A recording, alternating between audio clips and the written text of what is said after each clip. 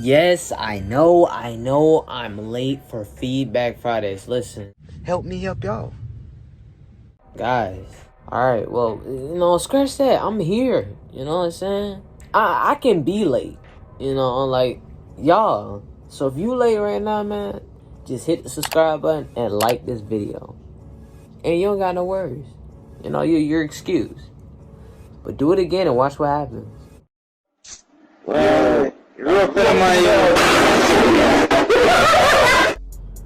Alright. Let me stop. But alright, guys. I'm about to go get a bowl of cereal. You guys can eat whatever you want. Let's get ready for this first animation. Deuce.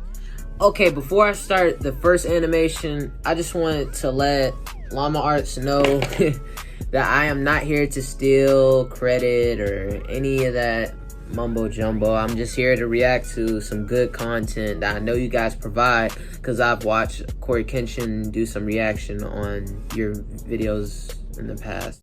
I was in shock. Are you? How did he find me? I quickly ran up. Whenever. But yeah, so I just want to let you guys know I got your info in the description, and I just hope they don't copyright or anything like that. But if there's not an issue, then we'll continue to do so. Hopefully they'll approve of it. If not, I'll stop. Just off of respect. But all right, let's start this first clip. Let's go.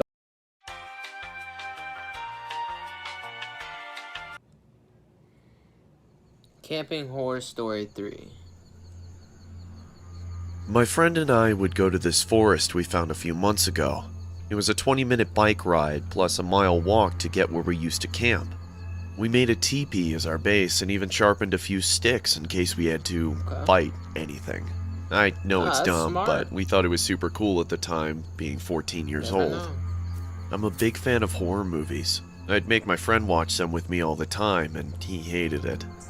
He would always get paranoid that someone or something was gonna get us when we were there. That's how we came up with the idea to make a teepee and wooden spears, so we wouldn't be attacked. We were finishing the school year online and had to study for finals, so we hadn't been back to the forest in weeks. After the finals were all said and done, we decided to take a trip up there to relax and check to see if our teepee was still there. Our parents agreed to let us stay there on the basis that we'd keep in touch throughout the night. We didn't tell our parents this, but we would always take a big buck knife and a hatchet with us. We really thought we were manly. Anyway, when we were gathering our stuff for the night in the forest, we noticed that the buck knife was missing. We thought nothing of it and assumed we'd just left it at the forest the last time we were there. On the bike ride there, my friend was on edge. We just watched a scary movie and he was being a wimp as usual. At around 8 p.m., we arrived at the rough part of the forest, where we had to continue the rest of the journey on foot. As we were walking, we smelled a terrible stench in the air. I couldn't locate or tell what it was. This, of course, made my friend think that there was a dead body and said we needed to leave right away. I told him that he was being a wimp and overreacting. The crunching of the fall leaves began to sound like squelching. As we peered down, we saw a trail of red leading up to where our teepee was. This really freaked my friend out. I told him I'd spotted a can of spray paint in the trash a mile back and that someone was probably playing a prank just to calm him down. The closer we got to our base, the stronger the smell became. When we finally got there, we saw our teepee and felt a huge wave of relief come over us, even though the smell was as pungent as ever. We peeked inside the teepee through the little door flap we had made, and what we saw was haunting. There was evidence of someone living there. The clothes looked like men's, and they were huge. We continued to investigate the site. Behind the teepee was 2 rotting deer carcasses with a wooden spear in one and a buck knife in the eye of the other. At this point, my friend was already running back to our bikes, but I stupidly stayed for a little longer to scope out the area, when I was greeted by a deep, monstrous voice. "Would you like to live with me forever?" As I slowly turned around, I was confronted by a creepy old man. I couldn't even begin to describe his face. It was unlike anything I'd ever seen in my life. I bolted back to my friend. Luckily, he's a slow runner, so it was easy to catch up to him.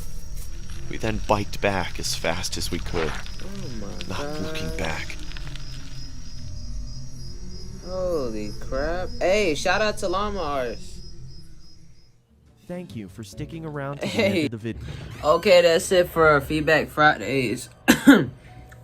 Description for LlamaArts information.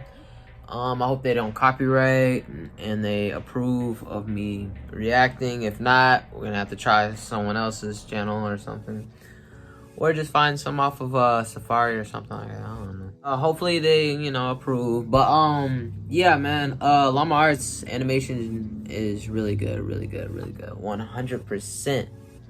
Jeez, man, I'm itching. But 100%, it's amazing. I like the plot, but man, bro, I would have been gone just like that little boy, man. Like when he ran back to the bicycles, bro, I would have been gone with him. It tripping, talking about some stank, and then you see blood trails. Like, nah, I would have been gone. Like, no siree. Like, who falls for that? Like, come on, bro. It's like, come on. But yeah, it's a really good animation. Hope you guys enjoyed the FeedBacK FryDayz. I'll see you guys on the next FeedBacK FryDayz. Jeez. All right, you guys better be on time. Deuces.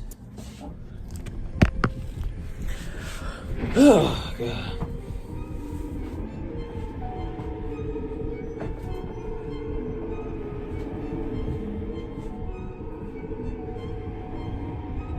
You're still here? Dude, we'll be back on next Friday. Bye.